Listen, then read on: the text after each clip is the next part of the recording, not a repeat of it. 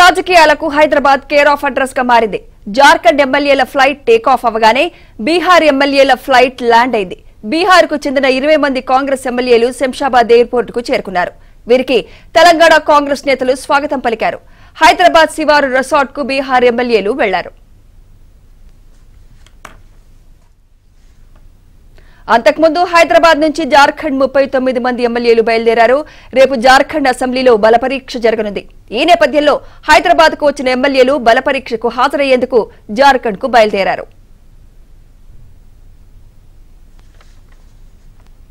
ఇదే అంశంపై మరింత సమాచారం మా ప్రతినిధి సిద్ధార్థ్ అందిస్తారు. సిద్ధార్థ్, జార్ఖండ్ సీక్రెట్ ఆపరేషన్ తర్వాత ఇప్పుడు బీహార్ రాజకీయాలకు కూడా హైదరాబాద్ వేదికైనట్టు తెలుస్తోంది. పూర్తి అప్డేట్స్ తెలియజేయండి సిద్ధార్థ్.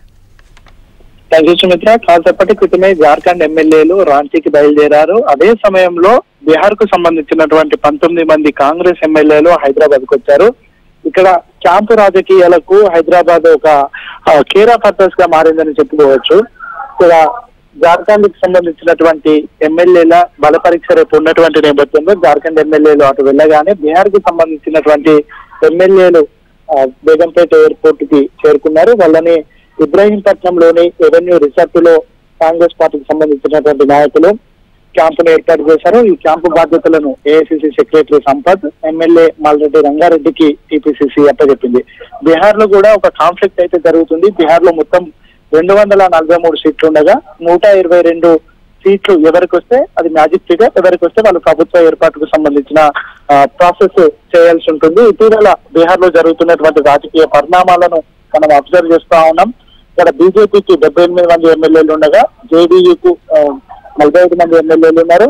ఆర్జేడీకి 79 మంది ఉండగా కాంగ్రెస్ పార్టీకి 19, సిపిఎంఎల్ కు 12, హిందుస్థానీ ఆవామ్ మోర్చా సెక్యులర్ పార్టీకి 4 చోట్ల, అదేవిధంగా సిపిఐకి 2, సిపిఎం కు 2, అదేవిధంగా ఎంఐఎంకి 1 చోట ఉన్నటువంటి నేపథ్యంలో ఈ మ్యాజిక్ ఫిగర్ ఏర్పాటుకి 122 కాబట్టి 2 కూటమిలకు ఒక ఛాన్స్ అయితే ఉంది. ఇటు బీహార్ సీఎం గా నితీష్ కుమార్ ప్రమాణ స్వీకారం చేసినప్పటికీ బల నిరూపణ ఎదుర్కోవాల్సి ఉంది.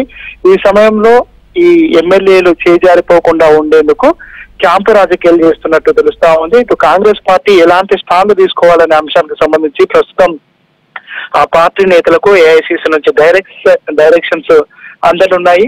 ఎక్కడి నుంచి ఒక ఫుల్ క్లారిటీ వచ్చిన తర్వాత ఈ బల నిరూపణకు సంబంధించినటువంటి కన్క్లూజన్ ఏమైనా వస్తే కాంగ్రెస్ పార్టీ ఆ సమయంలో ఎలాంటి స్టాండ్ తీసుకోవాలనే అంశానికి సంబంధించి చర్చలు జరుగుతా ఉన్నాయి. ఇక కూటమిలో ఉన్నటువంటి మిగతా పార్టీలతో కూడా ఎప్పటికప్పుడు బీహార్ కి సంబంధించినటువంటి రాజకీయ నాయకులు చర్చలు జరుపుతా ఉన్నారు.